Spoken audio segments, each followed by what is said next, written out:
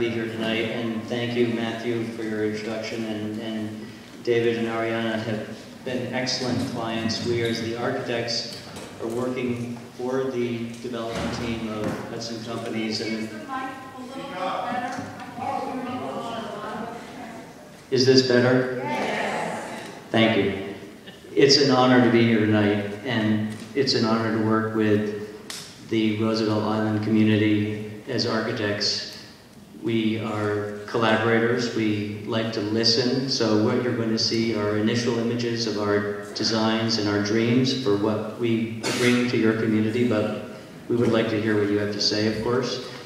And I just want to begin by saying that we have been studying the conditions here with a wonderful graphic designer, Katie Osborne, who's going to talk right after me.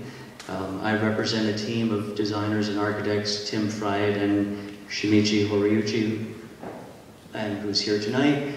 You'll see drawings and renderings. Some of you in the back may have a hard time seeing the screen, but we can come and see this later. I'm going to show you about 40 images, so I'll have to go fairly quickly. I wanted to begin with the idea that, the special nature, you're going to have a hard time seeing this, but the special nature is that this is an island, and we've worked on islands in the past. I come from an island in the Caribbean, Puerto Rico. I understand how islands work. It's an insular community, and everybody it's a big family. We've worked recently on Governor's Island in the New York Harbor for its master plan for the next 50 years, and we're looking into the long-term range of how to develop that island as a vibrant community.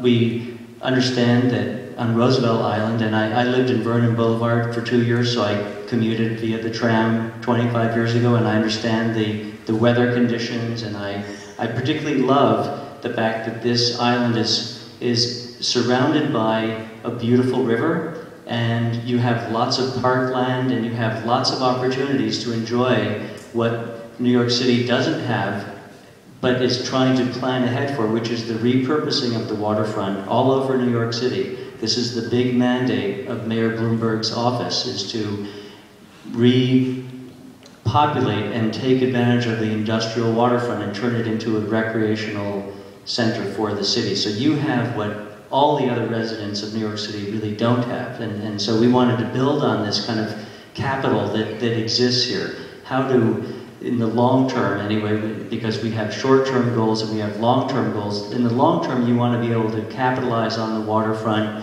on the recreational opportunities, and the community that you have here. And the nature of this specific task that we've been asked to look at is what's in the red here, which is the Main Street condition. Which has a center, which is in the Church of Good Shepherd, where we are, and I do suggest that the Reverend Lewis Johnson, the vicar here, asked David to come back on Sunday to bring in this crowd. This is a wonderful crowd, and I think that would he be so lucky that every Sunday he had an audience like this. So David, I suggest you get on the ticket for next time. But the idea is that as architects and urban designers, we look at the fabric of what's here. We respectfully believe that you've got the great bones and the Main Street USA that David has described. Believe it or not, your Main Street is designed by some of the greatest architects that have ever lived and that have ever practiced in the United States. You have the Smallpox Hospital by Renwick.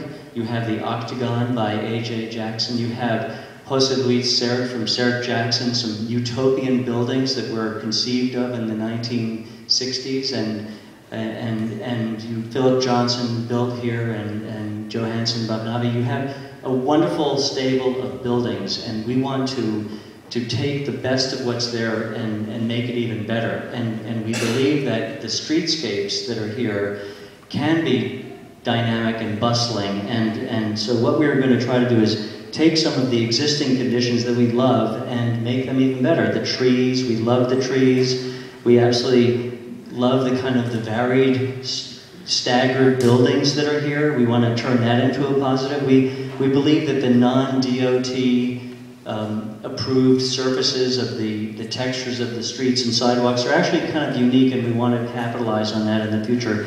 We understand that on the east side, that there is an issue of visibility with the storefronts that are deep set inside the arcade, and we want to actually propose things like what you're now about to see. This is one of our initial ideas for the revitalization of the arcade on the east side, is to bring in some color and bring in more light. And so what you see is really a light fixture that's bouncing light off of the ceilings and making it an illuminated corridor during the daytime and the nighttime. And so many, the sun is low in the sky at 4 o'clock in the wintertime, 6 months out of the year. So this is really, the electric light is going to make a big difference on that arcade. We also believe that color can be extended out on the street, so we're looking at signage that can be more visible from other parts of Main Street, and Katie's going to talk about that in greater detail. And if we can partner up the signage with the light fixture, we're going to create a kind of a wonderful, busy, dynamic corridor that's going to be lively.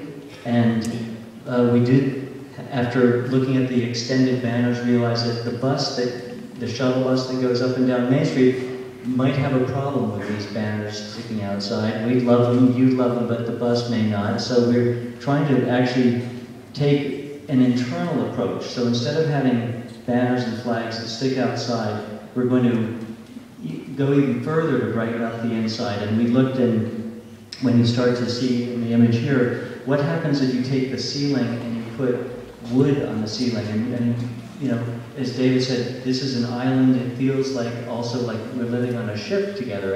And often that nautical architecture is something that we're going to draw on. It has been drawn on in the past by other architects. So putting a kind of a bead board on the ceiling is really a wonderful way to bring color and natural materials to the corridors. We want to really focus also on the arcade and its glass and benches that really separate it from the street and separate it from when you're walking on the west side of Main Street. So when you take that glass away, what are some of the other options? We talked about greening that arcade. What if we had some kind of ivy or Virginia creeper that would be there in the summertime for shade and then leave in the wintertime? We looked at a kind of more of a playful porthole kind of screen that might be a lively signature panel for Roosevelt Island. We looked at floor-to-ceiling glass that would be more transparent, without the benches, without the red stripe across there. We looked at what happens if you take that glass and you bring it down to 5 feet, so you're really not creating a full screen, but really just addressing the human body at that level.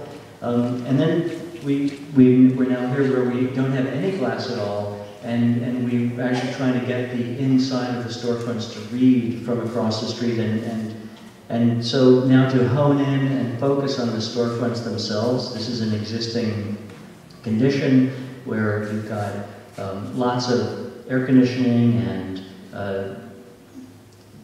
visible screens that prevent you from seeing inside. We really want to go about cleaning up this existing situation and look into putting the air conditioning equipment on the inside of the store so that the units are not outside making noise and dripping. We want to look at a pendant light fixture hanging down from the wood ceiling.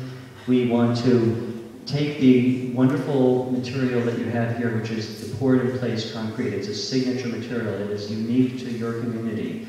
And start to look at what happens when we start to clean up the concrete and we start to perhaps stain it different colors to create a varied tier of a horizontal level to make it more, to bring it to the scale of the pedestrian. And finally here, and this is where we are today, so this is more like a moving arrow than a specific proposal, but this is kind of where we are today with the wood ceiling, with the pendant fixtures, the cleaned up storefront system, the cleaned and stained concrete, and we've removed, in this image here, we've removed the glass, we've removed the benches, but we'd like to propose a new bench to occupy that space, and I'll get to that in a minute. When Katie follows me in a minute or two, she's going to talk more about the graphics, the logos, the colors, and the banners. but this is really a placeholder for where they're going to go.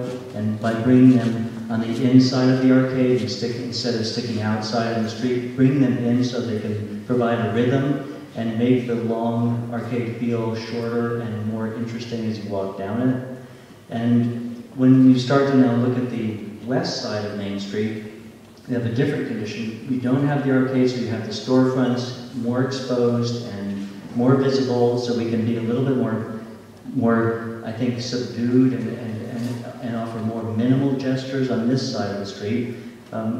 In removing the benches, we very playfully said, let's make a signature bench for Roosevelt Island. Let's give something back to the island that you can call yours, that could be not just on Main Street, but maybe this is something that can pop up all over the island as you reestablish and redeploy all of your kids and your family out onto the waterfront and along other streets, finding a bench to take a rest and a load off your feet. So a bench in the shape of the island is something that we wanted to test with you. So it's like a wood slatted bench in the footprint of the island with armrests and legs that would float it off the ground as if it were floating on the river. And that might be a lot of fun to try to nestle around in different parts.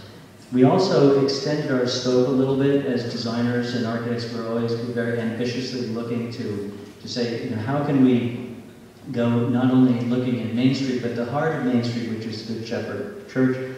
And the issue here is that this is really the center, and if we can make the center work, that will, in our theories, it'll spill out to the other parts of Main Street. So taking a look at the existing conditions here, it's quite open, almost too open, and that gives you a lot of flexibility for things and events and different uses, and we want to maintain that, but we also thought, can we soften up the edges, can we provide some shade in the summertime? So this floor plan here is kind of a first pass at how to introduce trees, benches, places to sit, but also places to move around and offer more ways for the restaurants to extend cafes out into the area. So we have two renderings. This is looking at the church from Main Street on the south side, and providing planters that double up as benches so we can, valuable sidewalk spaces, doing 2 or 3 things at the same time.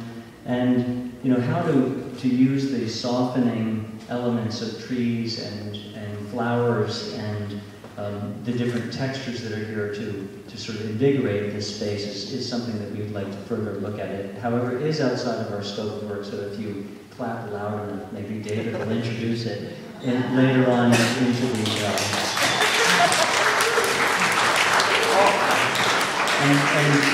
so thank you. And finally, this is really our scope of work. It's both sides of Main Street. Perhaps we can include the plaza around the Church of the Good Shepherd. And we're delighted to be here. We want to continue in this discussion. Thank you very much. I'm now going to pass the microphone over to Katie Osborne.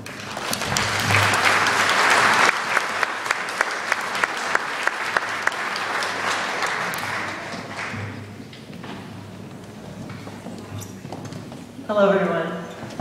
Am I loud enough? Can everyone hear me in the back?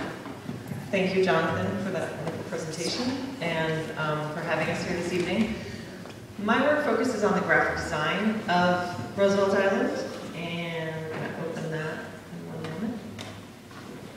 Thank you. So, wonderful.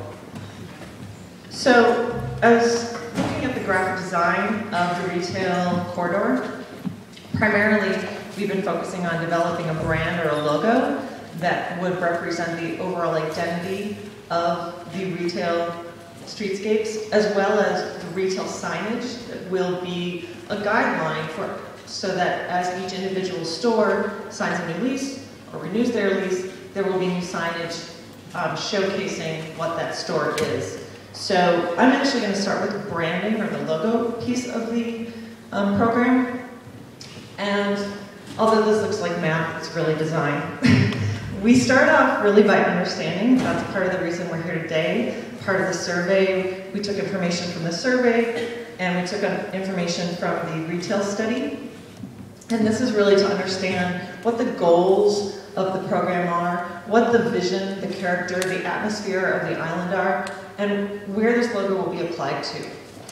We also then explore the aesthetic aspects, the graphic aspects. So that's the color, the shapes, the typography, all of those pieces that will actually pull together that final logo into what will become what we're calling the brand mark. And that will be a bold, appropriate, memorable logo that will represent this retail corridor. The brand mark had some specific goals related to the retail streetscape.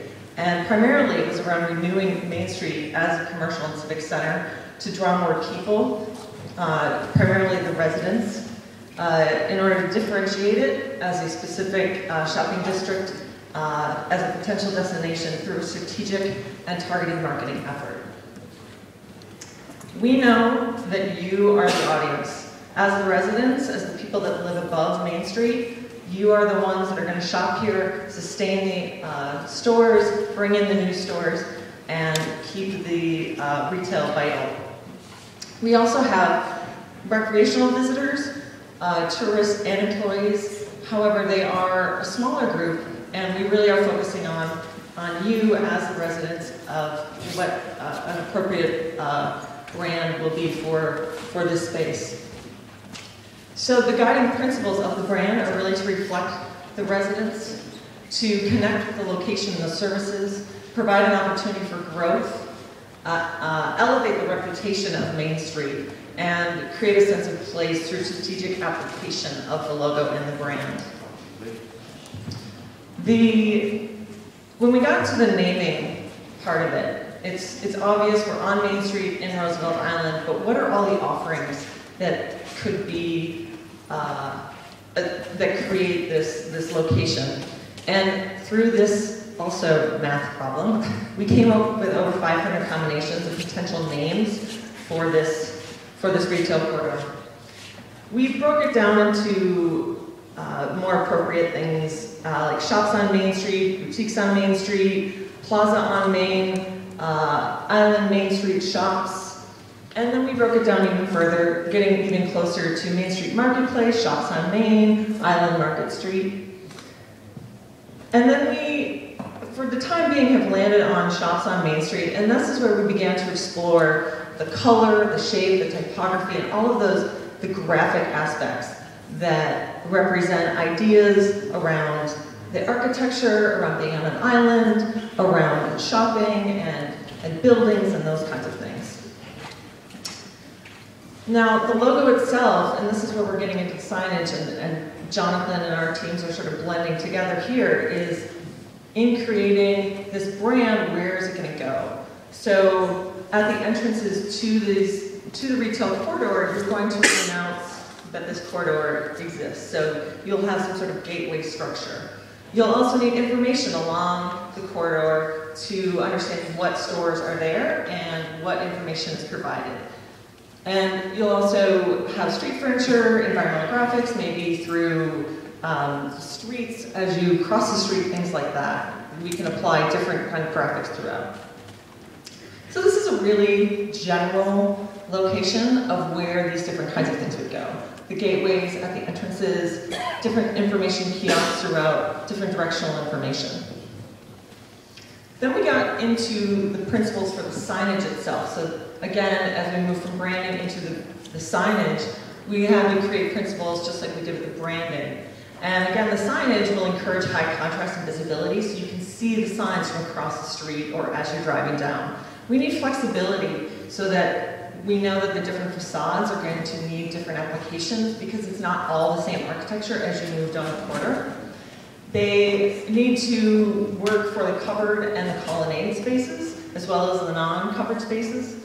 We need to consider the architectural aspects within the storefronts themselves, and finally integrating lighting into them. So these are some general concepts that we came up with. Am I talking loud enough? Okay, sorry.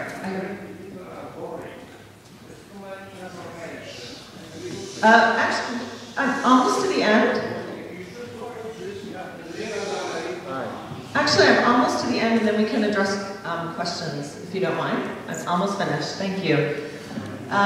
So, looking at just general ways to approach the top line, or the top designs really focus on the colonnade and how we could create signage that works with the structures of the colonnade, since you have these columns. And we want to be able to make sure that we can see the signs from the streets. And then how you take that structure and apply it to the open storefronts that are on, the storefronts that are on the open side of the streets as well. So as you saw these in Jonathan's presentation, how this could look as we apply the actual structures, connecting it to the architecture. Flag-mounted signs, so you can see it as you walk down the sidewalk, or you're seeing it from across the sidewalk. And again, different ways to showcase and see different stores from across different colors, a new level of vibrancy, a new attractive storefront that you'll be able to see from various points of view. And that is it. Thank you very much.